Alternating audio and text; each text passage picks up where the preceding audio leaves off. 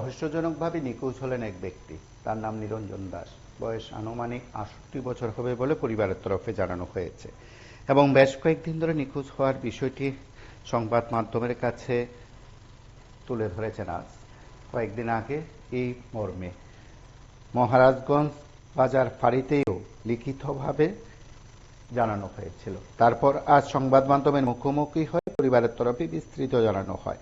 নিরঞ্জন দাসের বাড়ি প্রতাপগড় শিলটি এলাকায়। পরিবারের তরফে মহারাজগঞ্জ বাজার ফাঁড়িতে নিখোঁজ হওয়ার বিষয়টি বিস্তৃত আকারে জানানো হয়েছিল। আজ সংবাদ মাধ্যমের মুখোমুখি হয়ে পরিবারের সদস্যরা জানিয়েছেন যে গত 15 নভেম্বর থেকে নিরঞ্জন দাস নিখোঁজ।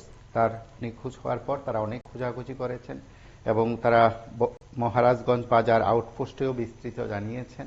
এখনো অবধি সেই নিখোঁজ ব্যক্তি বাড়িতে আসেননি, তার কোনো খোঁজ খবর তারা পাননি। অবশেষে আজ সংবাদ মাধ্যমের মুখোমুখি হয়ে তারা তাদের বক্তব্য যেমন রেখেছেন, ঠিক তেমনি পুলিশের ঊর্ধ্বতন কর্তৃপক্ষ প্রশাসনের কাছেও তারা তাদের আবেদনের কথা বলেছেন। আমরা পরিবারের তরফে বক্তব্যের অংশ বিশেষ শুনব।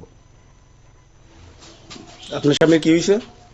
স্বামী বাইর থেকে রওনা হয়েছে কীর্তনের কথা কইয়া রওনা হয়েছে। আমরা যামু, আমরা আগে গেছি গাতানি গেছে, কীর্তনে গেছি, কীর্তন গাতানি পাইছি না ভাই। আমরা কীর্তন টীর্তন দেখা আয়া পড়ছি, বাইতে এসি পরে বাইতে আইয়েন তুই ফুলা মা বাবু আসছি না গো, বাবু না রে আইসে না।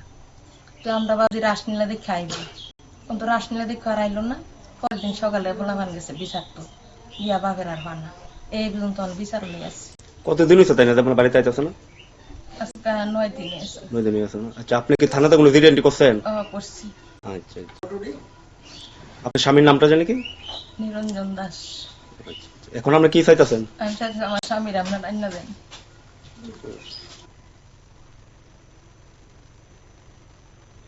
আপনারা শুনলেন সে পরিবারের তরফে কি বক্তব্য। তার পাশাপাশি পরিবারের সদস্যরা জানিয়েছেন তারাও বিভিন্ন জায়গায় ব্যক্তিগত উদ্যোগে অনেক খোঁজাখুঁজি করেছেন, প্লাস তারা পুলিশের কাছেও বিষয়গুলো জানানোর চেষ্টা করছেন, কিন্তু পুলিশের তরফে এই ব্যক্তিকে, নিখোঁজ ব্যক্তিকে খুঁজ দেওয়া বা খুঁজে বের করানোর ক্ষেত্রে তৎপরতা কতটা রয়েছে সেটা সময় বলবে। তবে আমরা আশা করি তার পরিবারের এই আর্জি, পরিবারের এই আবেদন অবশ্যই পুলিশ প্রশাসনের ঊর্ধ্বতন কর্তৃপক্ষ, সাধারণ প্রশাসনের দৃষ্টি আকর্ষণ করবে। আপনারা সঙ্গে থাকুন, দেখতে থাকুন PV24।